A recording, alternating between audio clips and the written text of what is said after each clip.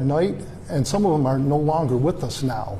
So there are people that were with them, you know, and it's just, you know, we want those people that were with them that night to at least be questioned, you know, at least maybe, you know, there was one or two people that night that have not been questioned yet, and every year we go over it and over it again, and still no answers. They'll go to the person's house, and if they're not there, that's all there is. You know, there's never no answers, and you know, if the case is open, we would just like to, you know, get the answers. You know, because actually Charlie was young at the time that my brother Mike went missing, and my brother Mike was like a father to him, and he was in the house that day. He was probably about 11 or 12 years old, and Mike used to take him sled riding, take him fishing, spend some time with them. So I would, you know, and Charlie is the guy that, you know, would like to, you know, get interviewed, and I've asked the police a number of times to, you know, talk to Charlie, and still no answers. You know, Charlie was one of the individuals who that was, he was at the house that night that Mike went missing. Okay. Is it his house that he went missing? Or Yeah, it was at Charlie's house. Charlie's house. Are you at this point now suspecting foul play? Because Mike probably wouldn't have left on his own? You know, I mean, I just feel maybe, you know, there was like 6, 7 guys at the party that night, and a couple of them weren't questioned still to this day. And I just feel maybe one of those guys knows something. And since the case is open, I'm always calling the Cleveland police to ask them, you know, can you go back and question the people? You know, at least, you know, so no one forgets them. Can you at least go back and question the people? And they're just so busy right now that they don't have the time to do that. You know, one of the things that I'd like to know, and probably should have started here, is tell us about Mike. Tell us about him. Mike, he was an outdoors type of guy. He always liked camping, fishing, swimming. He loved animals, you know, loved the dogs, cats. He even had a ferret at one time, you know, that was at the house. And it was kind of a crazy story, though, but the ferret got loose in the house.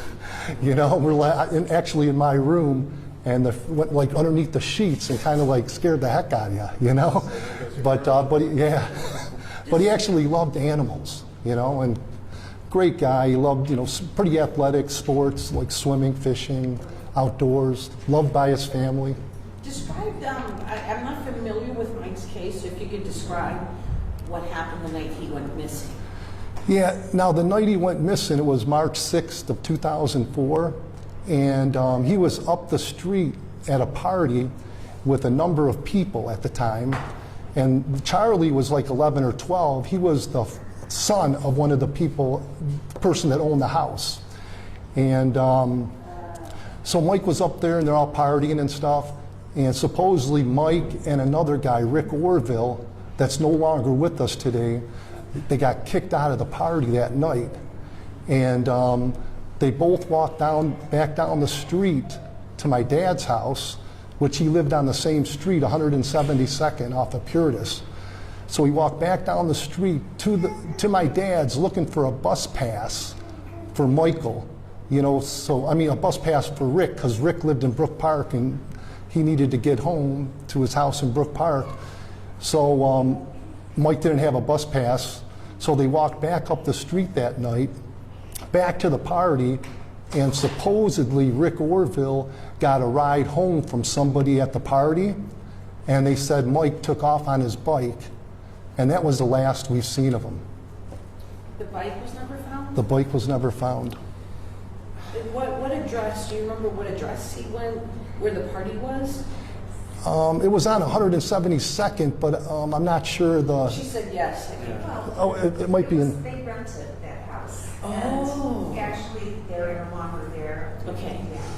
So where they live now, we don't know. It's it was the corner of 172nd and Puritas, the very first house. On 72nd and Puritas, Right. okay.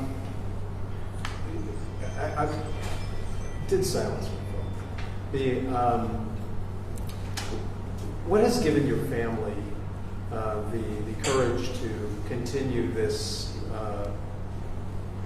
vigil, if you will, all of these years? Well, we never want to forget Mike. You know, we don't want anybody else out there to forget that he's missing. So, you know, every year we always try to do something in remembrance of Mike, just because, you know, we don't want him to be forgotten, and he's loved by all of us. And we feel maybe somebody might know something. You know, maybe, you know, someday somebody might come forward and say something. So, I mean, we just don't want to ever forget him. And we never are going to forget him. And that's why we keep going on and on with this every year. I know you said that Mike loved outdoors and everything, like having fun. I mean, this is a really tough question to ask. Was he in trouble? Was he maybe hanging out with the wrong crowd that you know of? That maybe that might have perpetuated what happened that night? Oh, yes, definitely. I mean, the crowd that Mike hung out with, Mike was, he was no angel by any means, but he was a great, good-hearted person. But they were all drinking and they were partying up there, drugs, you know, more than, you know, that night.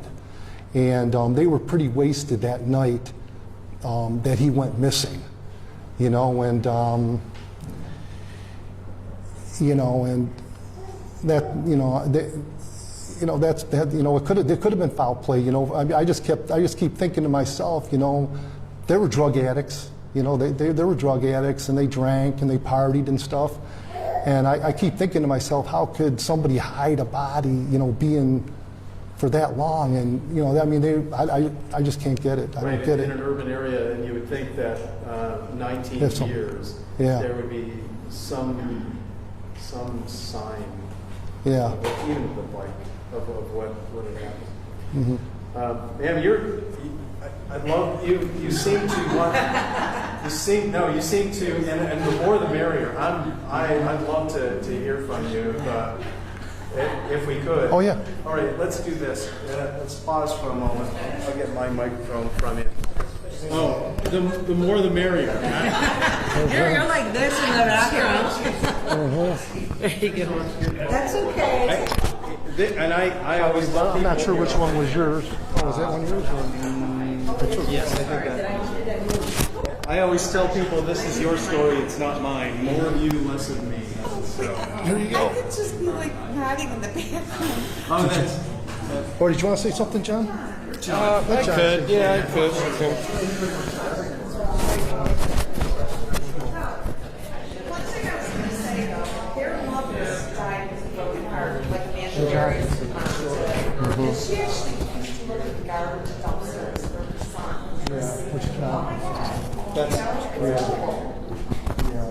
Amanda, I know she works with us now.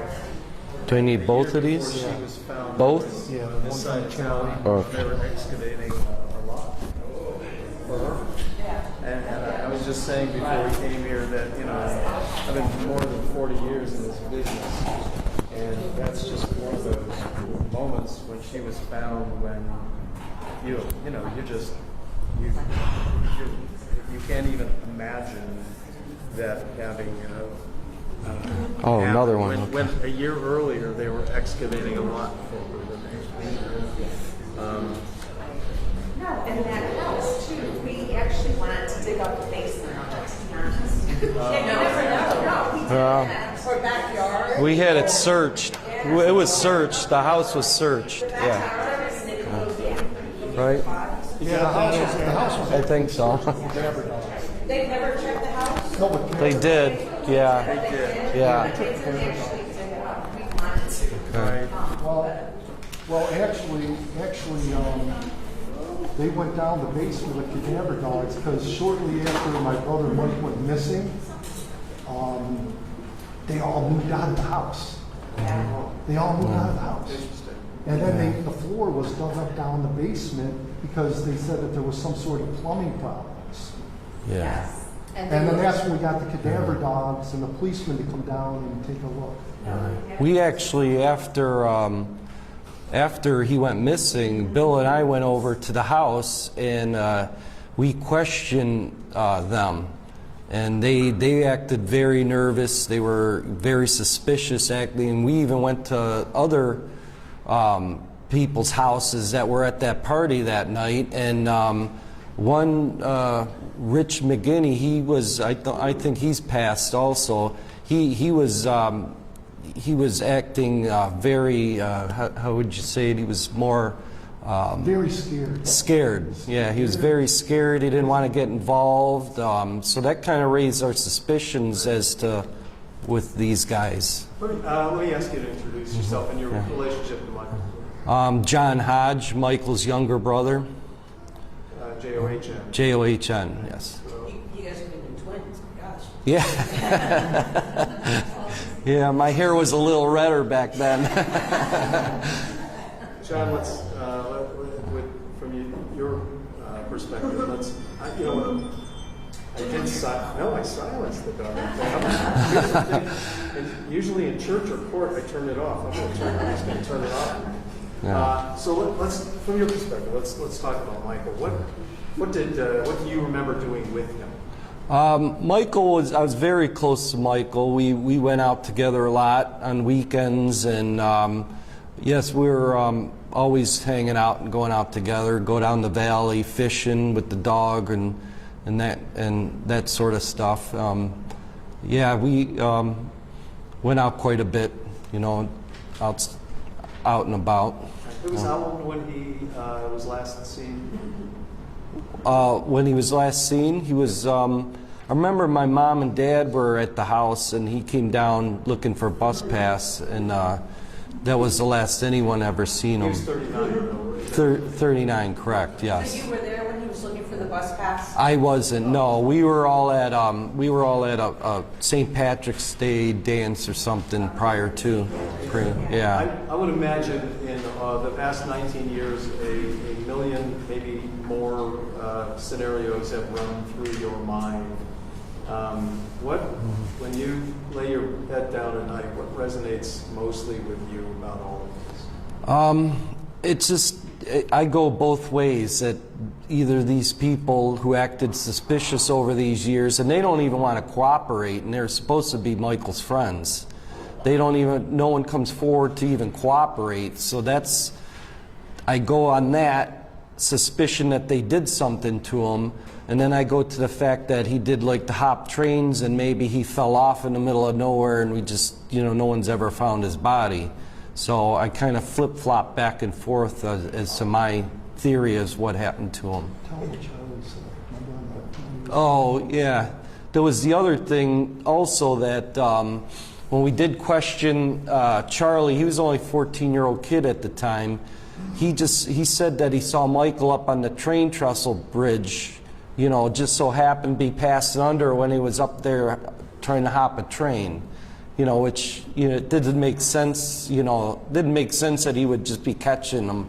And that was their alibi as to, that he took off on a train. Right. So you seem to have a very close family, and so it doesn't even make sense that if that were the case, that he would have lost contact with his. Oh no, my mom. He had left before, but he would always call my mom.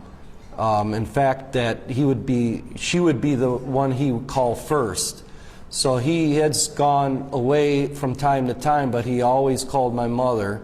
And when she didn't get a call from him after a week, she called me and Bill and says, "You need to go look for your brother. He hasn't called me in over a week. Something's happened to him." You would imagine by now that, well, aside from the folks in that home, or even including the folks in that home, somebody has to know something out there.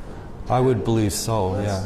Let's make, on your behalf, your family's behalf, let's make that an appeal to them right now. Can I just say one thing? Yeah. The night that he was talking about with Charlie, we were going over there all the time, knocking on the door, asking questions, saying, "You guys know something." And Charlie's mom was in the car at the time, and she handed the phone to Charlie. And Charlie said, "Yeah, I see Mike up on the tracks." As they're going underneath the 150th underpass, hopping a train just to get us off you know, because we were bothering them so much. It was just seemed like, Right. Yeah. Does it seem like in your heart that you know something happened and at this point you just want to know where he is? You want to have closure? Yes. You want to, you know, put it. And we were doing things every year. We were having memorials for him and everything. And I told Bill I couldn't do it any longer. It was like reopening wounds, having memorials where you would have it as someone has passed away. So it was like reliving a funeral every year. We would ask people to come and gather, and I didn't want to be part of it anymore. It was too tough. But we do this in our own way. It's hard enough, but you know, having the memorials was really hard when you had all people coming around, and it was just couldn't do it anymore. So. Tell me about the cake. oh, well, this birthday cake's for my brother Mike that's been missing. His birthday was the 15th of June. And we were celebrating his birthday today. Mm-hmm. A little late, but that's what the cake's for. Yeah. All right, and he would be 58 today. 58, yes. Folks, I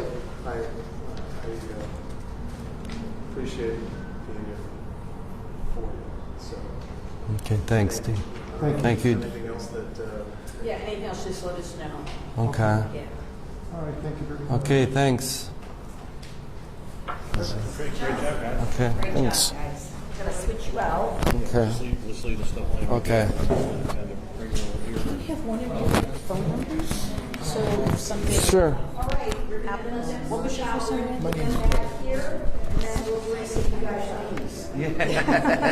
My mom was from Ireland. Really? Yeah, she was right from Ireland. Yeah. How many kids do you have? 4 of us. I was the oldest, and Mike was in my. Where's another brother? Keith. Oh, that's Keith's what I the thought. youngest. Okay, he's the baby. Yeah, he's the Yeah, baby. the red hair. Okay, good. What's your phone number? It's 440 477 477. 3576. You know, I'm kind of surprised as you guys are moving that there's not like a deathbed confession from somebody. You would, yeah. I think some of them. Charlie guy, you know, he was only 11. I mean, what was he at 11? 14, but he, I should have said that too. He contacted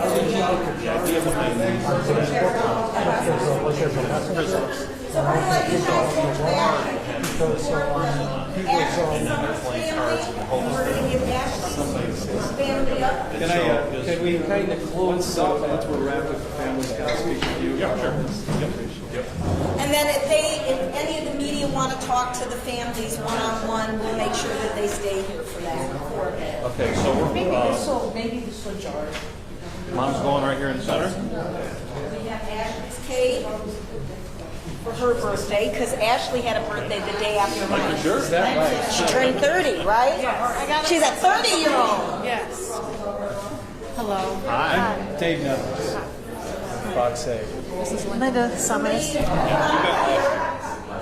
Ashley's mom? No, this is Ashley's mom. I'm the step-grandmother. Stop. If you want to hold that. What's your name? Jennifer. Jennifer? You look like you could be like her sister. You're seriously her mom? Yes. Wow. Yeah, I'm her step-grandma. I will. That's good genes. I will ask you What's to your last name, Jennifer? Huh? Summers? Yes. And then do you have a phone number, Jennifer? 216 216 315 315 2269. 2269. Okay, 315 I will ask you to repeat some or all of that on camera so that I don't forget, because I'm very old and forget things.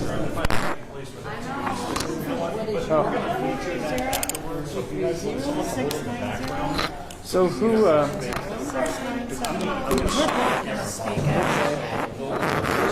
would like to speak? We have this angle. Who do you suppose will speak first? Actually, been missing since the two girls were missing. She lived in 2007. Yeah, this is me. Remember, Was it, but she was the first one? No, she was the last one. Wow. I always thought she was connected to the rest. So that's what I thought too. I thought when, you know, Yeah, and I that's, thought when the girls were first found, I didn't know who the third girl was. I thought it was Ashley. Yeah. Oh my gosh, that must have been like hope, like, and God has Michelle too. Yeah. It was like Yeah. hope, like, oh my gosh, it's Because I didn't know about Michelle. Yeah. So I want to know about. all right. That's hard. The big thing is, I won't ask you to work this up under your shirt, but if we could clip that to your collar and then maybe conceal the wire under your hair. I appreciate it. Okay.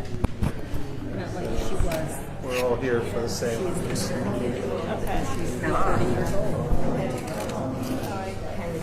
Same thing with this, if you don't mind.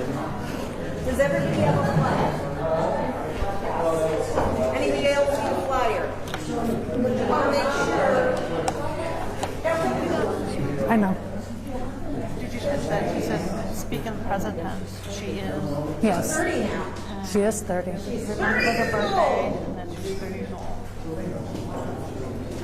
Okay, so when you guys start, we're just going to ask you here to spell your name out and say, so you guys are both going to talk. So I'll probably keep things real like that so they can hear you. Okay. You guys ready? Everybody ready? Yes. Okay. I'm going to let you take it. Okay, we're getting started up front, guys, so. First of all, let me have you introduce yourself and again, your relationship to Ashley. I'm Ashley's mother, And your name is? Jennifer. Jennifer Summers? Yes, Jennifer Summers. Jennifer, I'm going to start with where I always like to start. Tell us about your daughter. Tell us about Ashley. She was your typical teenage girl, very vibrant, liked to play outside with her siblings. I mean, this was before cell phones, so they would just ride their bikes and play outside, go to the lake, go to the movies, just your typical child stuff. You were close? Yeah, we were close. And let's revisit the last time that you know she was seen. The last time we know she was seen was on July 4th of 2007 was the last family to see her. She was at a birthday party with the family, and she left from there, and no one ever seen her since. How did she leave? She got a ride from somebody. Do you know who that somebody is? I believe that was my uncle. Okay. And so your uncle is the last person known to have seen her? Yes. And what can you tell us about that? About That, his relationship to her, what they had a good he relationship, yeah. Yeah, and so what circumstances has he said that to explain maybe why he was the last person to see her and she vanished? He's been questioned, so yeah, he just dropped her off at a friend's house. That's all he said. Yeah. And so we were just talking earlier, at the time she disappeared, Gina and Amanda were gone. Yes. Explain what happened when they were found and the hope that you had had. So when they were found, there was a third girl, and so I assumed it was Ashley because at the time I never heard of Michelle Knight.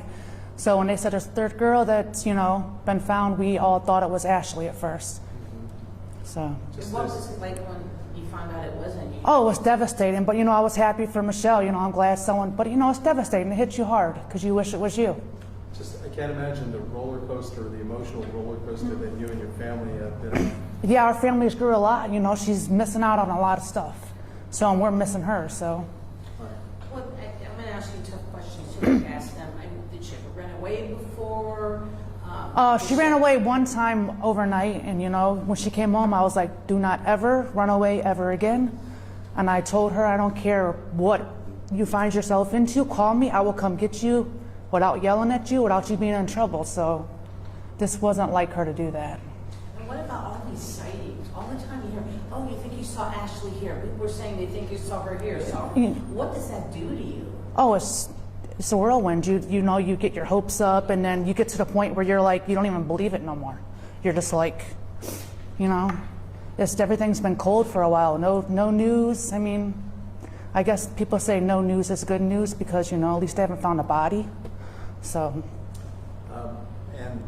But I would think that when Amanda Berry and when the 3 girls were found, that maybe gives you some. Oh, hope that- there's some hope. All I have is hope because that's all that gets me through today.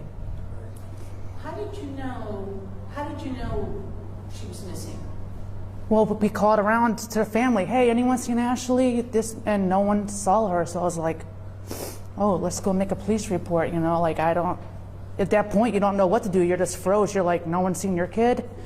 You have no answers from no one. You're calling everyone. You're looking, going to her friend's house. There's people that they hang around with. You don't even know they hang around with. You start to find out, And the friend's house she was dropped off at, have you spoken with that family? Yeah, everything's been a dead end, She just went to another family member's house. I mean, that's how they got around. They would just walk around, go from one spot to another. So she left that house walking Yeah. to another. So it's her family's house, yeah. I don't think they knew where she was walking to, but she would, that's how she got around. She would just walk around. I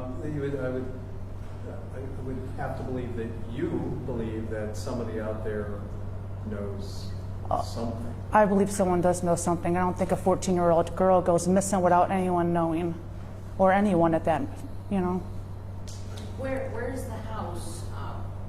What house did she disappear from? Like what side of town? It was like 40th and I don't know where they spent so long. I don't remember where they lived. Like 45th and Lorraine or Clark area, 44th. And what time of night was it? Huh? What time of night? What time of night did she? We're not sure. So let's have you speak directly to anybody out there who may know something. What would you want to say? I would just want to say, 16 years is a long time, and someone out there knows something, and please come forward so that we know where our daughter is. What kind of, you don't even want to use the word closure, what kind of peace would that give you? Oh, I don't think there's ever going to be peace unless she's brought home, so any news other than that would be just more bad news. How many children do you also have, Jennifer? I have 8 kids total. She's the oldest. She's the oldest child. Yes. What kind of girl was she? 14.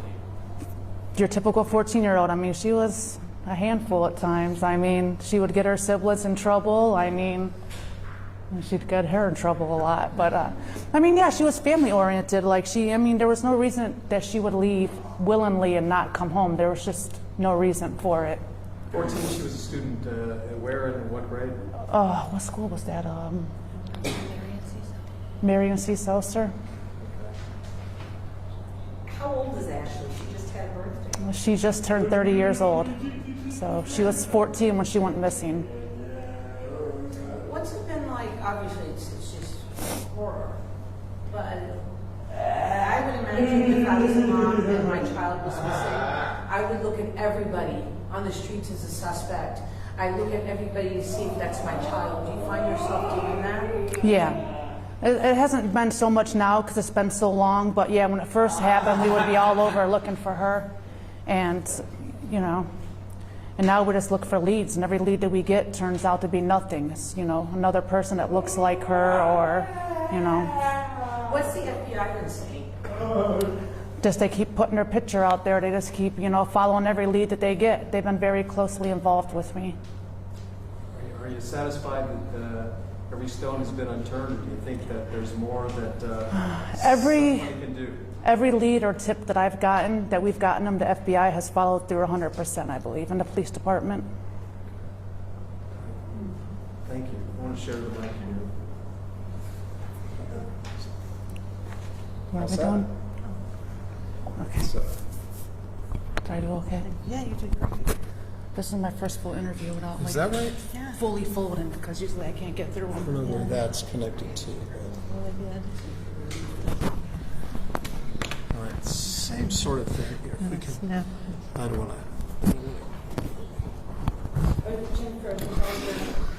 Oh yeah, my daughters, my sister, my mother, my dad, my sister-in-law, my nieces and nephews. I got a grandson out there too. to. Here's what I'll do. We'll look How at many girls do you have? I got 6 girls. And 2 boys? Yes. And Ashley's the oldest. it. Okay. That is, it's regardless it happened during the time when you called. Right, sure. missing. No pressure. That's There's just what- 5 mics in front of me. Conversation. Because she was like the last one to go missing. Yeah, in the same, basically the same area. Right, same area. All right, thanks. Let me have you please introduce yourself and your relationship to Ashley. Okay.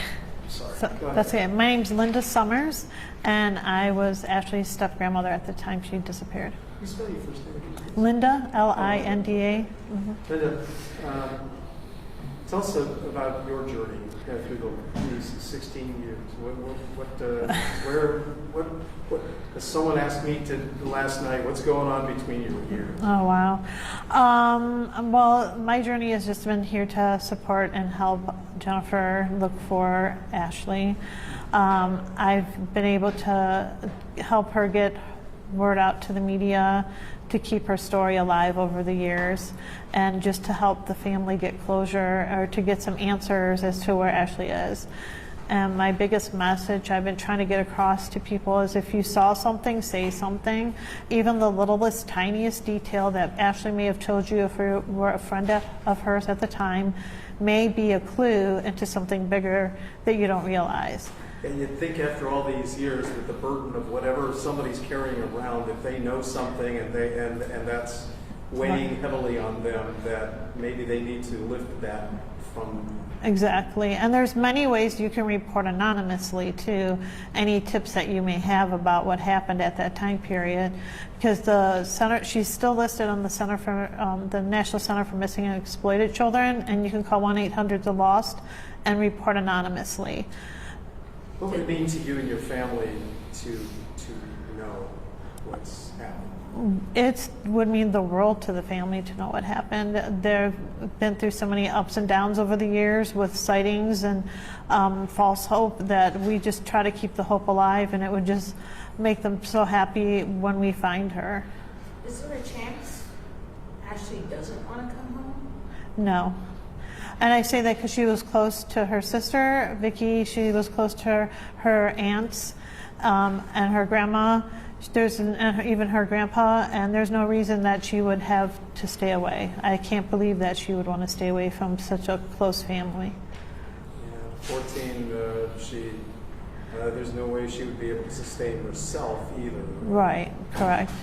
Yeah, I mean, I don't see how a 14-year-old does this by themselves. Somebody knows something, and we hope is that they speak up. What's the best possible lead you have?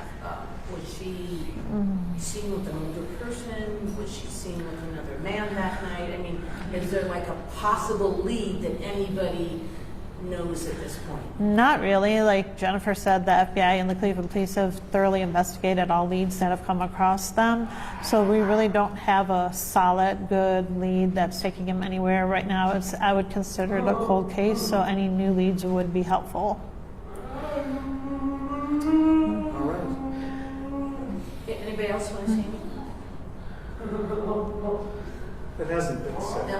I know. What she says that she wants. Do you want to Do you want to talk say or not? something? Okay. No, the one Oh, next to you. Vicky? Your dog. Okay. All right. Okay. Thank you. Thank you, guys. Again, I appreciate being here for you. So, we have lots of eyeballs, and this will be aired on all our stations. So. Okay. Thank you, guys. All right. Thank you. Thank you. Yeah.